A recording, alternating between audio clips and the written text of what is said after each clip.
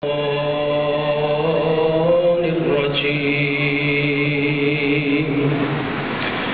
الله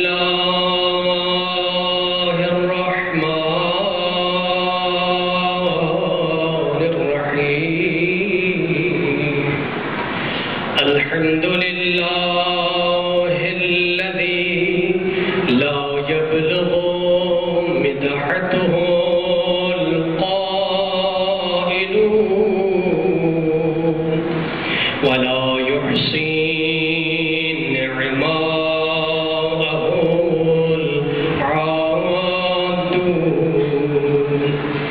ولا يؤدي حقه المجتهدون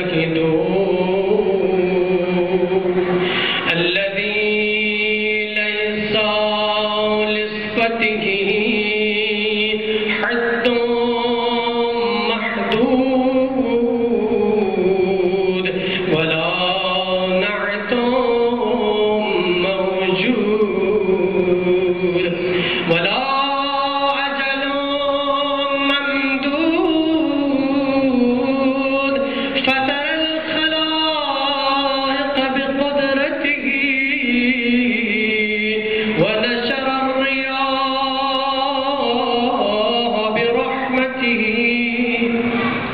ووددا بصخور ميدان عرضه جلت عزمت والصلاة والسلام والتحية والإكرام على سيد أسلم ما في الوجود سر الله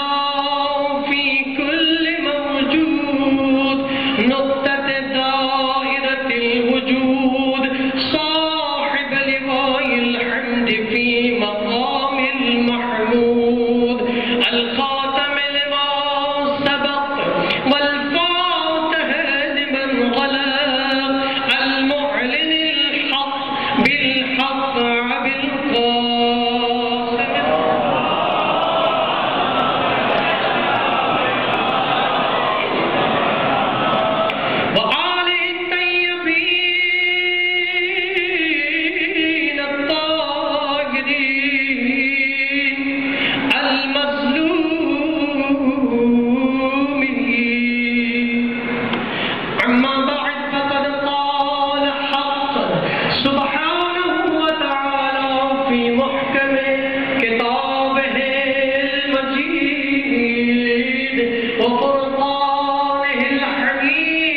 وهو أصدق الصادقين وقوله الحق بسم الله الرحمن الرحيم وما آتاكم الرسول فخذوه وما نهاكم عنه فانتهوا صدق الله العلي العظيم السلام عليكم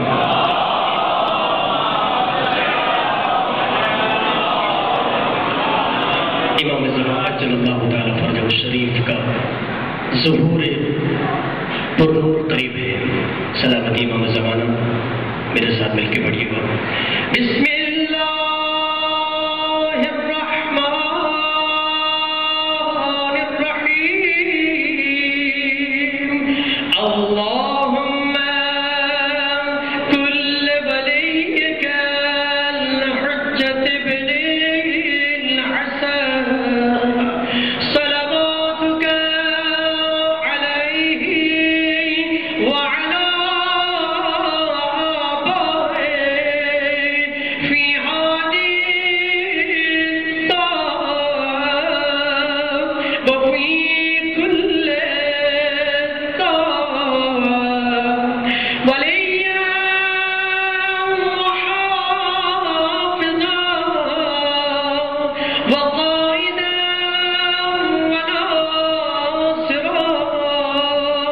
ودليلا وعينا حتى تسكنه أرضك وتمتعه فيها طويلا اللهم عجل لوليك الفرج. ظہور امام زمان کے لیے بلند تر صلوات بھیجو.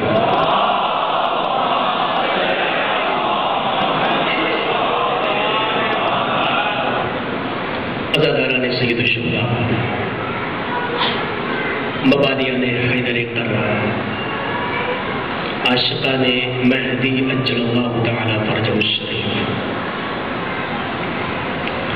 یقیناً ماہ مبارک رمضان کی پرنور ساعتیں، رحمت، نجات اور مغفرت کا یہ مہینہ، اس کی پرنور اور بابرکت لمحات، اور ایسے میں اس ماہ مبارکہ کی فضیلت، اس کا مقام، اس کا رتبہ کہ اللہ رب العزت نے کہا شہر اللہ، یعنی یہ اللہ کا مہینہ ہے، اور اس کا ہر دن اللہ کا دن، ایام اللہ. اس ماہ کی فضیلت جس کے لیے مسلمانان عالم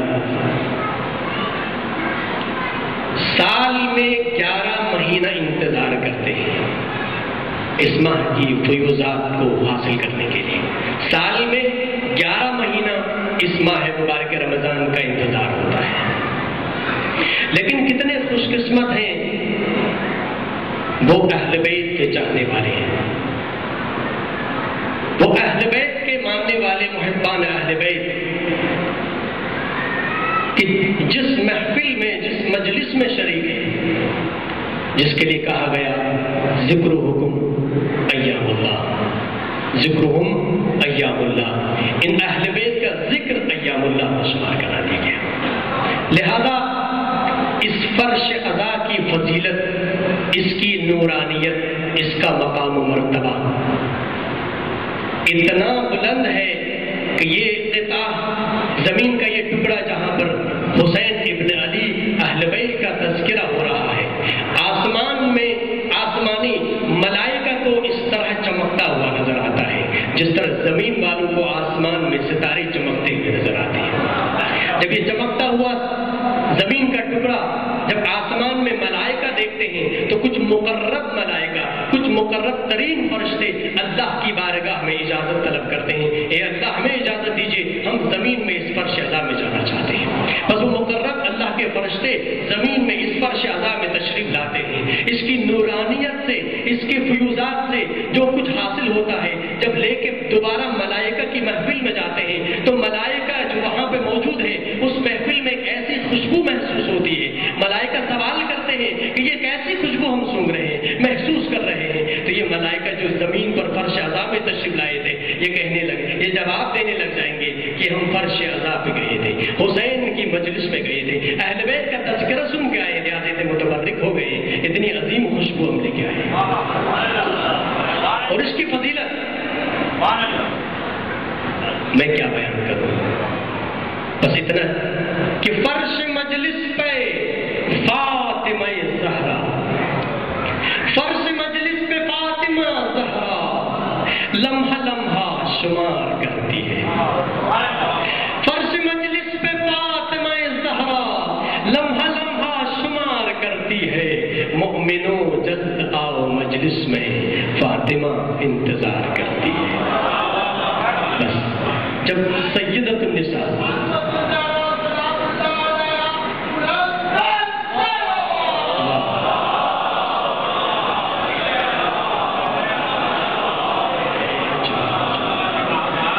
جس محفل اور جس مجلس میں سیدہ خاتون جنت تشریف لائے، اس کی نورانیت، اس کا مقام، اس کی بلندی، یقیناً جس عبادت کے لیے آپ گھر سے چل کے آئے ہیں، آپ خود نہیں آئے، آپ کو رب نے توفیق دی ہے، اس لیے کہ لاکھوں کروڑوں اور انسان ہیں جو اپنی مصروفیات میں مگن ہیں، لیکن اللہ رب العزت نے آپ کو توفیق دی ہے کہ اس فرش اعلیٰ میں آئے اور اس عظیم عبادت میں شریک ہو جائیں. خدا آپ کا چل کے آنا اپنی بارگاہ میں قبول فرمائے. اور جن مرحومین کے لیے مجلس ادا کا انعقاد کیا گیا ہے، سیدہ ان پہ جزا دیں گی. ان مرحومین کو اللہ رب العزت جناب زہرا کے صدقے میں اپنے نور سے ان کے قبور کو منور فرمائے، ان کے گناہ شمار کریں جس آئے مجیدہ کی تلاوت کا شرف حاصل کیا۔ پروردگار عالم قرآن مجید میں ارشاد فرما رہا ہے وَمَا آتَاكُمُ الرَّسُولُ فَخُذُوهُ وَمَا نَهَاكُمْ عَنْهُ فَانْتَهُوا، یعنی رسول جو کچھ تمہیں دے فوراً لے لو اور جس سے منع کرے اسے رک جاؤ۔ ختمی مرتبہ جو کچھ تمہیں دے اسے فوراً لے لو اور جس چیز سے منع کرے فوراً رک جاؤ۔ 10 ہجری کے اواخر اور 11 ہجری کے آغاز میں ختمی مرتبہ نے ایک حدیث کو بار بار بیان کیا، چونکہ حجۃ الوداع میں یہ اعلان کر گئے تھے کہ شاید دوبارہ ملاقات ہو نہ ہو، تو لوگ سمجھ گئے تھے، مسلمان سمجھ گئے تھے، لہذا جوک در جوک ختمی مرتبہ کی بارگاہ میں زیارت کرنے تشریف لاتے تھے، تو جو بھی وقت آتا تھا ختمی مرتبہ ان کی خدمت میں ان کے سامنے یہ حدیث بیان کرتے تھے۔ اور یہ حدیث چونکہ اس میں تبدیلی کی گئی ہے، دشمنان اہل بیت کے نہ چاہنے والوں نے اس کے اندر تبدیلی کی، اس لیے میں یہ حدیث مسلمانوں کی مستند کتابیں قرآن مجید کے بعد اہل سنت کے نزدیک سب سے مستند کتاب صحیح بخاری اور صحیح مسلم ہے، وہاں سے میں بیان کر رہا ہوں۔ بسم اللہ الرحمن الرحیم، قال رسول اللہ صلی اللہ علیہ وآلہ وسلم انی تارک فیکم الثقلین کتاب اللہ وعترتی اہل بیتی ما ان تمسکتم بہما لن تضلوا بعدی فإنہما لم یفترقا حتی یرد علی الحوض۔ ختمی مرتبہ نے فرمایا صحیح بخاری اور صحیح مسلم کہ میں دو گراں قدر چیزیں چھوڑتے جا رہا ہوں، کتاب اللہ وعترتی اہل بیتی، عترتی اہل بیتی دونوں کتابوں کے اندر، عترتی اہل بیتی قرآن چھوڑ کے جا رہا ہوں جو سب چشمہ ہدایت ہے، نور ہی نور ہے، اور دوسرا اہل بیت کو چھوڑ کے جا رہا ہوں جو ہادیہ نہیں ہے۔ ما ان تمسکتم بہما، جو بھی ان سے متمسک رہے گا، لن تضلوا بعدی، میرے بعد ہرگز گمراہ نہ ہوگا، فإنہما لم یفترقا،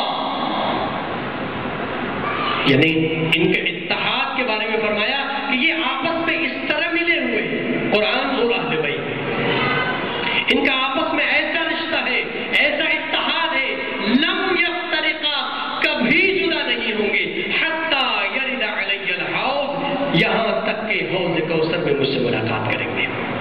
اور حدیث یہاں پہ ختم نہیں ہوئی، بلکہ صحیح بخاری اور صحیح حدیث کے اندر اس حدیث کے فوراً بعد ختمی مرتبہ نے اعلان فرمایا، ارشاد فرمایا اذکرکم اللہ فی اہل بیتی، 3 مرتبہ تکرار کیا، اذکرکم اللہ فی اہل بیتی، اذکرکم اللہ فی اہل بیتی، 2 قدر چیزیں چھوڑ جا رہا ہے۔ قرآن کا ذکر 1 مرتبہ کیا، اہل بیت کا ذکر 3 مرتبہ تکرار کر کے کہا اذکرکم اللہ فی اہل بیتی، میں تمہیں اہل بیت کے بارے میں خدا کا خوف دلاتا ہوں، یعنی میں تمہیں خدا کا خوف دلاتا ہوں اہل بیت کے بارے میں۔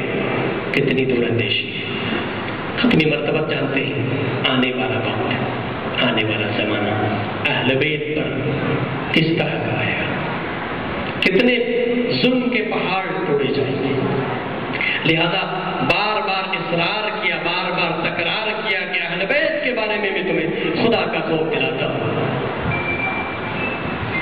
حدیث، لیکن آج آپ اکثر مسلمانوں کی زبان سے سنتے ہیں کہ کتاب اللہ و سنت ہے، کتاب اللہ و سنت ہے، جبکہ مستند کتابوں کے اندر اہل بیت کا لفظ استعمال ہوا ہے، یہ بعد میں آنے والی کتابوں میں سنت کا لفظ استعمال ہوا۔ تو قرآن اور اہل بیت کا رشتہ اللہ رب العزت کے حبیب نے بتایا کہ یہ اس طرح آپس میں ملے ہوئے ہیں کہ کبھی جدا نہیں ہوں گے، یعنی ان کے کمال اتحاد دیکھیے کہ اہل بیت علیہ السلام کی زندگی میں قرآنی آیات کی تجسیم نظر آتی ہے، اور جملہ قرآنی آیات میں اہل بیت کی زندگی کی تصویر دیکھی جا سکتی ہے. کہیں پر اہل بیت کی زندگی کا کردار بیان ہوتا ہے، اس کی توقیر بیان ہو رہی ہے، تو کہیں پر اہل بیت کے دشمنوں کی تحقیر بیان ہو رہی ہوتی ہے. بس اہل بیت اور قرآن ساتھ ساتھ ہے. اگر قرآن نور ہے تو اہل بیت بھی نور ہے. اگر قرآن علم ہے تو اہل بیت بھی علم ہے. اگر قرآن معجزہ ہے تو اہل بیت بھی معجزہ ہے. اگر قرآن ہدایت ہے تو اہل بیت بھی ہادیان دین ہے.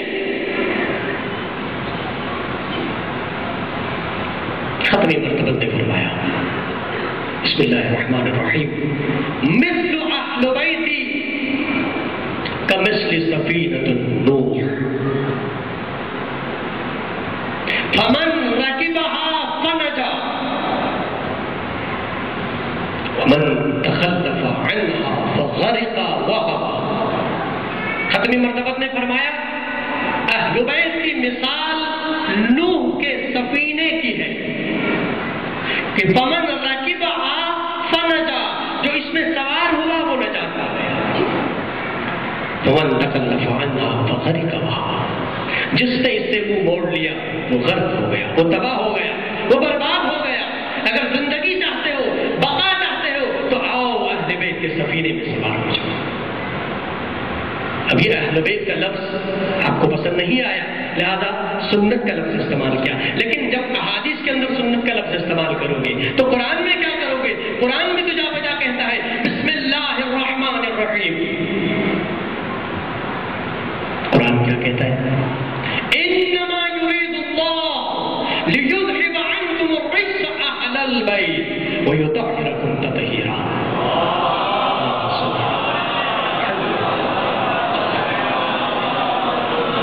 جب قرآن کی شان بیان ہوئی کہ لا يمسه الا المطهرون، یہ قرآن اتنا پاکیزہ ہے کہ کوئی بھی پاکیزہ شخص کے بغیر اس کو چھو نہیں سکتا، یعنی نجس انسان اس کو چھو نہیں سکتا. تو قرآن نے اہل بیت کا بھی بیان کیا انما یرید اللہ لیذهب عنکم الرجس اہل البیت ویطہرکم تطہیرا. اہل بیت سے رجس کو دور کر دیا. قرآن نے بیان کیا، قرآن کی فضیلت بیان ہوئی.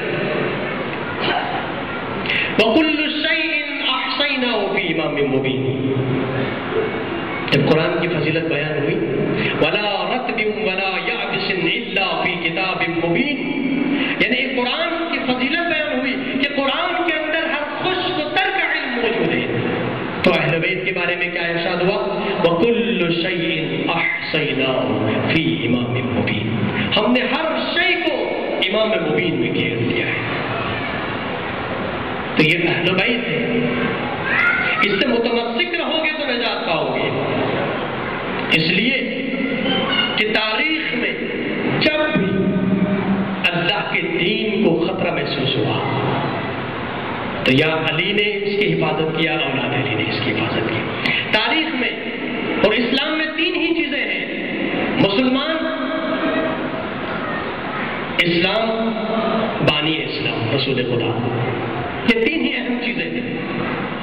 میں چونکہ دامن وقت میں کمی ہے تفصیلات میں نہیں جاتا، فقط اشارہ کرتا ہوں. یہ تین ہی چیزیں ہیں اسلام میں. جنگ بدر میں جب پانی ختم ہوا، کنویں میں قبضہ ہوا کفار کا، فقط اشارہ کرتا ہوں. ختمی مرتبہ نے اعلان کیا من یستسقی لنا من الماء، کوئی ہے تم میں سے جو پانی لے کر آئے. کفار کا گھیرا ہے، کفار نے قبضے میں رکھا ہے. اب کسی کی مجال نہیں ہے کہ کہے کہ میں لے کے آؤں گا. علی بن ابی طالب کھڑے ہوئے، پانی لے کے آئے. جنگ ختم ہوئی، مسلمانوں کی زبان سے یہ جملے کہ یا علی آج تم نے مسلمانوں کو بچایا. جنگ بدر میں مسلمانوں کو بچایا. جنگ احد میں جب گمسان کی جنگ تھی، ایک مرتبہ جب مسلمان نکل گئے پہاڑوں پہ چڑھ گئے. ختمی مرتبہ پر یہاں تک کہ کفار اتنے قریب آئے کہ دندان مبارک کو شہید کیا اور حضور پاک زخمی ہو گئے. اور بچانے والے علی بن ابی طالب. جنگ احد میں علی نے رسول کو بچایا، جنگ بدر میں علی نے مسلمانوں کو بچایا. یہ اہل بیت. اور جنگ خیبر کو دیکھیے، 39 ڈیز 39 دن تک خیبر فتح تھا. علی بن ابی طالب موجود نہیں ہے. ایک مرتبہ خاتم الانبیاء سید الانبیاء کے زبان مبارک سے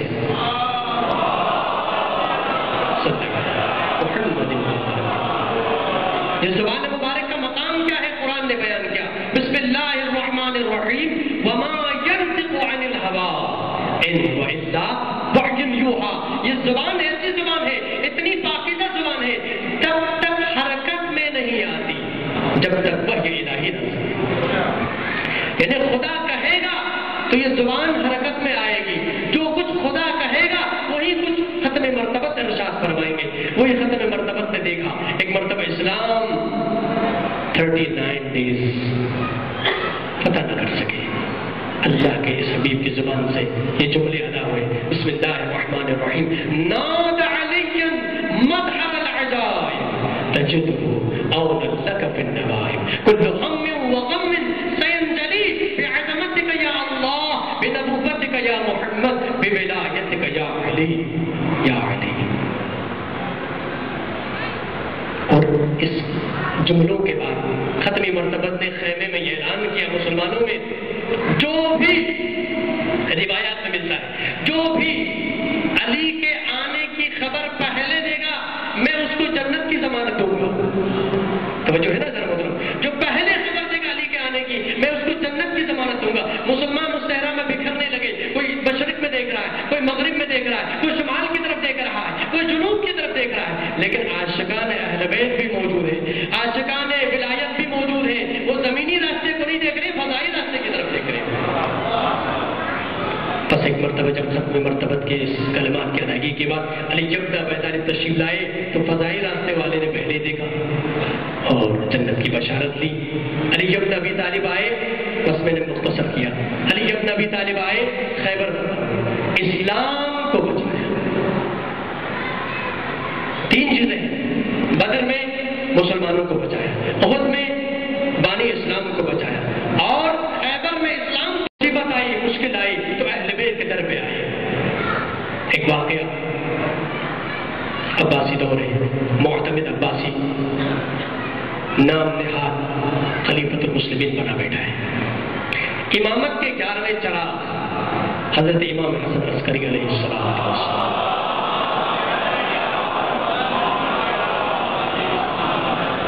معتمد عباسی کی قید میں صحبتیں برداشت کر رہے ہیں. جس مقام پر سامرہ کے مقام پر قحط سالی کا دور دورہ تھا، زمین پانی کے لیے ترس رہی تھی.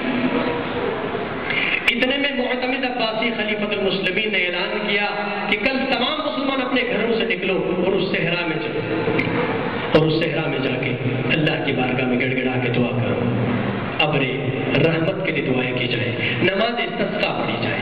مسلمان سب گھروں سے نکلے، اس صحرا میں جا کے دعا مانگی، نماز استسقا پڑھی، گھر واپس آئے، کوئی بارش نہیں. دوسرے دن پھر بلایا، پھر گئے، دعا مانگی، نماز استسقا پڑھی، پھر نا امید ہو کے واپس آئے. تیسری مرتبہ تیسرے دن پھر گئے، پھر دعائیں مانگی، نماز استسقا پڑھی، بارش نہیں. جب مسلمانوں نے اس منظر کو دیکھا، جب بھی مشکل پڑی تو دشمنوں نے اسلام پر حملہ کرنے کا کوئی موقع ضائع نہیں کیا. جب عیسائیوں نے دیکھا کہ مسلمان تو نامراد واپس آ رہے ہیں، لہذا عیسائیوں کے راہب نے اعلان کیا اب چونکہ مسلمان 3 دن تک دعا کرتے گئے، بارش نہیں ہوئی، اب ہم جاتے ہیں دیکھتے ہیں کس کی دعا اللہ قبول کرتا ہے. عیسائی راہب نے اعلان کیا کہ کل سارے عیسائی نکل کے اس صحرا میں پہنچا. سارے عیسائی نکلے، راہب کو لے کے گئے، اور ایک مرتبہ صحرا میں جانے کے بعد اپنے حساب سے انہوں نے نماز پڑھی. اس کے بعد جب عیسائی راہب نے آسمان کی طرف اپنے ہاتھوں کو بلند کیا، آسمان میں بادل آنے لگے، بارش برسنے لگی. پہلا دن دعا مانگی، بارش، گھر آ گئے. دوسرے دن پھر عیسائی چلے، پھر عیسائی راہب نے آسمان میں ہاتھ بلند کیے، پھر بادل آ گئے، بارش ہوئی، گھر واپس آ گئے. تیسرے دن بھی گئے، دعا مانگی، بارش ہوئی. جب یہ منظر کو دیکھا مسلمانوں نے، کمزور ایمان مسلمانوں نے جب اس منظر کو دیکھا تو کچھ مسلمان تو مرتد ہونے لگے، عیسائی بننے لگے، مذبذب ہونے لگے، شکوک و شبہات پیدا ہونے لگے. اب جب مشکل پڑی نا اسلام میں تو مرتبہ قید سے 11ویں چراغ امام حسن عسکری علیہ السلام کو بلایا. امام کو قید سے رہائی دی اور بلا کے کہا ابن رسول اللہ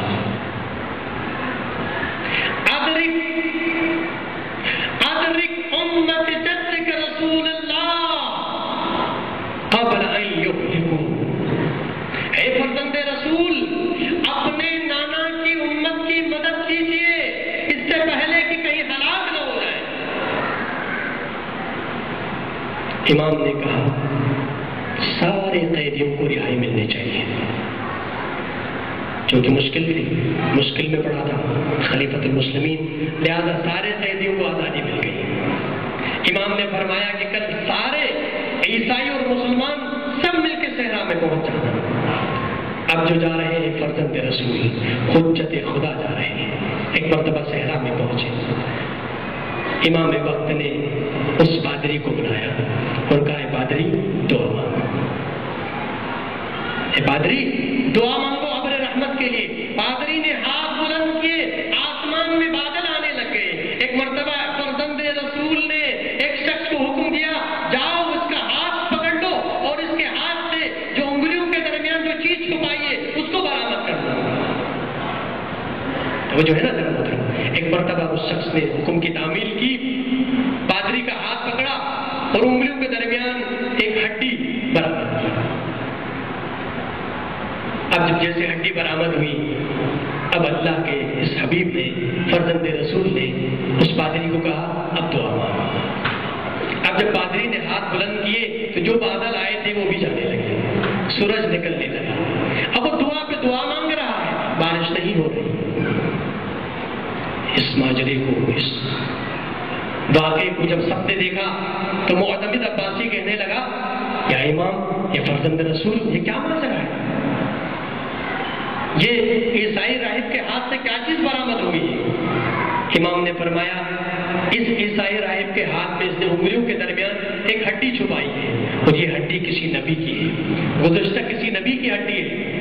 اور جیسے ہی یہ ہڈی آسمان کے نیچے رکھی جاتی ہے اور دعا مانگی جاتی ہے تو اللہ رب العزت ابر رحمت کو برساتا ہے. لہذا اس کے دعا میں تاثیر نہیں بلکہ اس ہڈی کی تاثیر کی وجہ سے بارش ہو رہی تھی. اب یہ لاکھ مرتبہ دعا مانگتا رہے، بارش نہیں ہوگی. اب مسلمانوں نے اصرار کیا اے فرزند رسول دعا مانگیے. بس ایک مرتبہ فرزند رسول امام حسن عسکری علیہ السلام ہاتھ آسمان کی طرف بلند ہونے لگے، کالی گھٹائیں چھائی، بادل آنے لگے. اب مسلمان سمجھنے لگے کہ بارش ہونے والی ہے. اب وہ گھر جانا چاہتے تھے. ایک مرتبہ فرزند رسول نے فرمایا اے لوگوں رک جاؤ، یہ جو بادل آئے نا یہ یہاں نہیں برس سکتے بلکہ یہ فلاں مقام میں جا کے برس سکتے. یہ بادل گئے اس مقام میں برسے.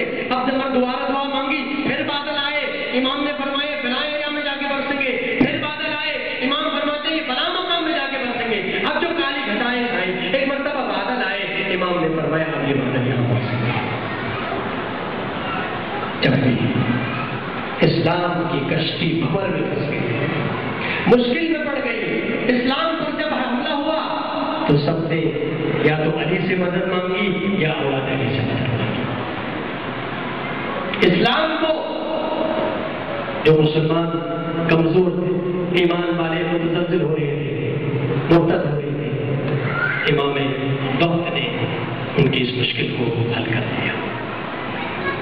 قرآن اور اہل بیت، قرآن کی مفسرین اور محدثین اور مفسرین نے متفقہ طور پہ یہ لکھا ہے کہ قرآن مجید میں 300 آیات اہل بیت کی شان میں نازل ہوئی ہیں. ہمیں وہ آیات تو آپ کے سامنے بیان نہیں کر سکتا، دامن وقت میں کمی ہے. فقط اتنا کہ وہ سورہ کہ جس کے بغیر نماز تکمیل کو نہیں پہنچتی، مسلمان 5 وقت اس کی تلاوت نہ کرے، 5 نمازوں میں تلاوت نہ کرے تو نماز تکمیل کو نہیں پہنچتی. وہ سورہ حمد ہے اور جس کی آیت بسم اللہ الرحمن الرحیم، اهدنا الصراط المستقیم صراط الذین انعمت علیہم. ہر مسلمان اس کی تلاوت کرتا ہے کہ اہدنا الصراط المستقیم، کہ اے اللہ سیدھا راستہ دکھاؤ۔ سیدھا راستہ صراط مستقیم کیا ہے؟ آگے بیان کیا، صراط الذین انعمت علیہم، ان کا راستہ جن پر تو نے نعمتیں نازل فرمائی ہیں۔ تمام مفسرین نے لکھا کہ یہ نعمتیں جن پر نازل فرمائی اہل بیت علیہ السلام، یعنی اہل بیت کا راستہ صراط مستقیم ہے۔ اور اس میں بھی بڑا فرق واضح ہے کہ تمام مسلمانوں کے فرقوں کا قرآن اٹھا کے اس کا ترجمہ پڑھیں، سارے مفسرین نے اس کا ترجمہ، تمام فرقہ نے اس کا ترجمہ لکھا اہدنا الصراط المستقیم، اے اللہ ہمیں سیدھے راستے میں چلا یا سیدھا راستہ دکھا۔ اور صرف ایک فرقہ مسلمانوں میں اہل بیت کے چاہنے والے اہل تشیع، وہ اپنے قرآن کے اس آیت کے نیچے اس کے ذیل میں ترجمہ کیا کرتے ہیں؟ صراط الذین انعمت علیہم، اے اللہ ہمیں سیدھے راستے پر گامزن قائم رکھ، ثابت قدم رکھ، یعنی یقین کی منزل لے کے کیوں نہ کہیں، اس لیے کہ ختم مرتبہ فرما کے گئے قرآن اور اہل بیت کو پکڑ لو گے، ان کے ساتھ متمسک رہو گے تو گمراہ نہیں ہوں گے، کیونکہ جس راستے کو ہم پکڑنے جا رہے ہیں، جس راستے کی دعا مانگ رہے ہیں، وہ اہل بیت کا راستہ ہے، اہل بیت کے چاہنے والے، لہذا صراط الذین انعمت علیہم کے ماننے والے ہیں۔ اہدنا الصراط المستقیم کا ترجمہ کیا کیا ہم نے؟ سیدھے راستے پر قائم رکھ، توجہ ہے نا جب بولتا ہوں سیدھے راستے پر قائم رکھ۔ اور اہل بیت کے چاہنے والوں کے لیے قرآن مجید کی آیت ہے، پہلی آیات الف لام میم ذالک الکتاب لا ریب فیہ ھدی للمتقین الذین یؤمنون بالغیب۔ ایک تو قرآن ہدایت ہے متقین کے لیے، اور امام المتقین کون ہے؟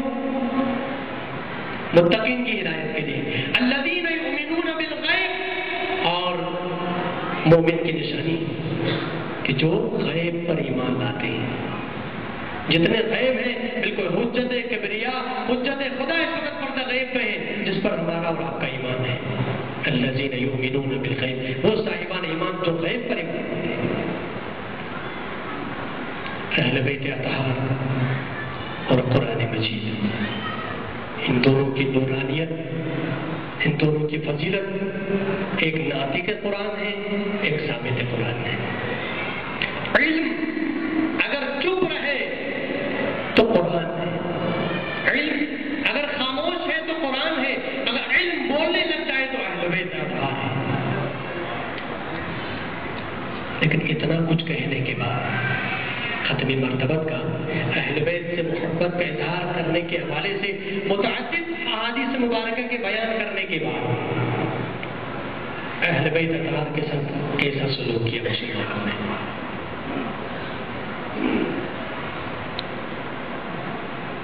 ہر ممکن کوشش کی کہ اہل بیت کو قرآن سے جدا کرے، جو قرآن کو اہل بیت سے جدا کرے، لیکن ایسا نہ ہو سکا۔ تاریخ کے اوراق پلٹا کے دیکھیے، حسین ابن علی تن مبارک کربلا کی زمین میں پڑا ہے، سر مبارک جو کے نیزہ پر بلند ہے، شام اور کوفہ کے بازاروں میں ہے۔ ممکن نہیں کسی سے، عداوت حسین کی سانسوں میں بٹ رہی ہے، سخاوت حسین کی بازار کے ہجوم سے کہہ دو کہ چپ رہے، قرآن کر رہا ہے تلاوت حسین کی۔ تن مبارک سے سر جدا ہے لیکن قرآن جدا نہ کر سکے، سر مبارک سے قرآن کی تلاوت کی آواز آ رہی ہے۔ لہذا مسلمانوں نے جتنی کوشش کی قرآن کو اہل بیت سے جدا نہ کر سکے، اہل بیت کو قرآن سے جدا نہ کر سکے۔ کیسے جدا کر سکتے؟ ختمی مرتبہ تو کہہ کے گئے ہیں کہ یہ کبھی جدا لم یفترقا، کبھی جدا نہیں ہو سکتے۔ لیکن افسوس کا مقام ہے کہ اہل بیت کے ساتھ مسلمانوں کا سلوک، تاریخ میں اہل بیت اطہار میں سب سے پہلی مظلومہ، جیسے ادھر ختمی مرتبہ کی آنکھیں بند ہوئی، ظلم کے پہاڑ توڑنا شروع کر دیا مسلمان۔ ابھی آنکھیں بند ہوئی ختمی مرتبہ کی تو جناب زہرا کو یہ کہنا پڑ گیا، صبت علی مصائب لو ان صبت علی الایام سرنا لیالیا۔ اے میرے بابا، مجھ پر وہ مصیبتیں آئی کہ اگر روشن دنوں پہ پڑ جاتی تو روشن دن سیاہ راتوں میں تبدیل ہو جاتے۔ اہل بیت کی پہلی مظلوم ہے جس پر مسلمانوں نے ظلم کیا. جلتا ہوا دروازہ گرایا، دربار میں بلایا، اور وہ عظیم المرتبت ہستی علی بن ابی طالب جس کے گلے میں رسی باندھ کے گھسیٹا گیا. یہ ہے اہل بیت کے ساتھ محبت، یہ ہے اجر رسالت. اللہ اکبر. بس ایک مرتبہ حسین ابن علی فرزند زہرا کربلا میں تشریف لاتے ہیں. اسی دین پر مشکل وقت آیا ہے. اس سے پہلے بھی تو مشکل وقت میں اہل بیت آئے ہیں. آپ جب مشکل وقت پڑا، یزید نے اسلام پر حملہ کیا، حسین ابن علی مرتبہ کربلا میں آئے. اس دین کی حفاظت کے لیے اپنے بچوں کو لے کے آئے، خواتین کو لے کے آئے، اپنے آبان و انصار کو لے کے آئے. کربلا کا میدان ہے، دامن وقت میں کمی ہے. بس اداداران حسین عصر عاشور میرے مولا کربلا کے میدان میں تنو تنہا رہ گئے. نظر شمال و جنوبا میرے مولا نے دائیں طرف دیکھا، قاسم کے لاش کے ٹکڑے نظر آئے.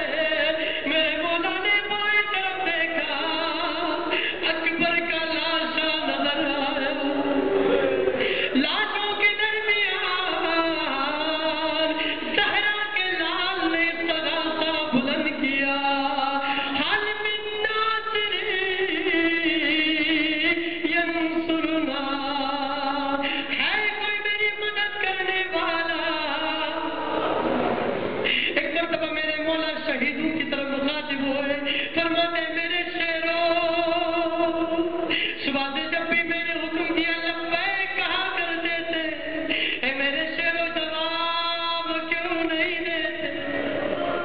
بس اداداران حسین کربلا میں میرے مولا نے دوسرا استغاثہ بلند کیا. حل من مغیث یغیثنا، ہے کوئی میری فریاد سننے والا. کربلا کے اس پر میدان میں کوئی جواب نہیں آیا. میرے مولا نے تیسرا استغاثہ بلند کیا. حل من ذابن یصف عن حرم رسول اللہ، ہے کوئی زینب ام کلثوم کی چادروں کی. ازاداران حسین ایک مرتبہ میرے مولا نے کوئی جواب نہ سنا سے جو بھی میدان میں گیا میرے مولا نے سوال کیا. اب میرا مولا سوالوں کے میدان میں جانا چاہتے، کوئی سوال کرنے والا. ایک مرتبہ بنت علی زینب آگے بڑھ کے حسین کو سوال کیا.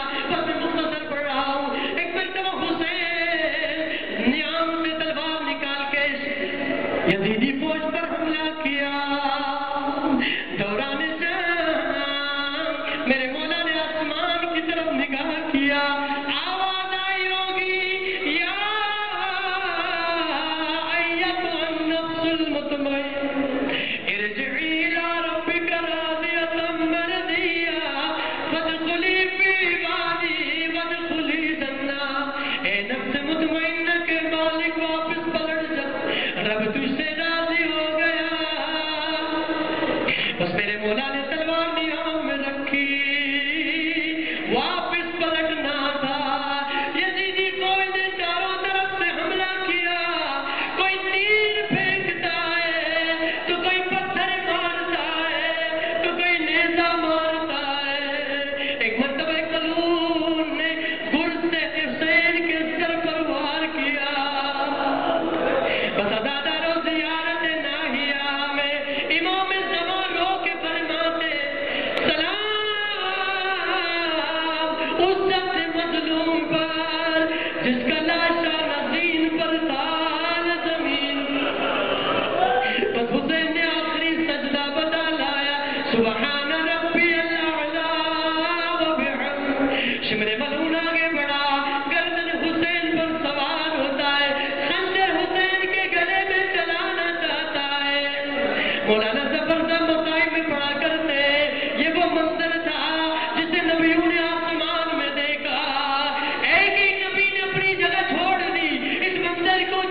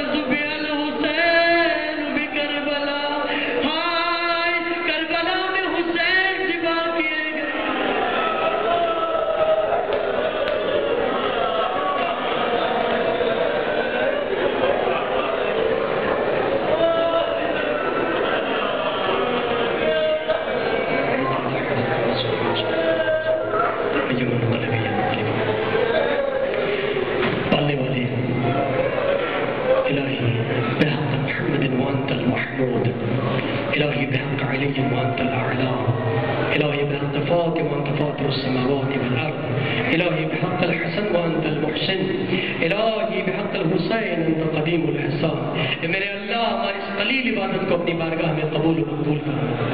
اے میرے اللہ جتنے مومن اس مجلس عزا میں شریک ہے، میرا اللہ جس نے مومن مومنات شریک ہے، اے میرے اللہ تجھے دلوں کے راز بہتر جانتا ہے، تجھے حسین کی مظلومیت کا واسطہ ہے، ان تمام مومنات کی دنیا میں اخروی حاجت روائی فرما۔ اے میرے اللہ میں سیرت محمد و آل محمد پہ چلنے کی توفیق عنایت فرما۔ اے میرے اللہ ہمیں ہمارے گناہان کبیرہ و صغیرہ کو معاف فرما۔ اے میرے اللہ جو بھی مومن پریشان حال ہے ان کی پریشانیوں کو دور فرما۔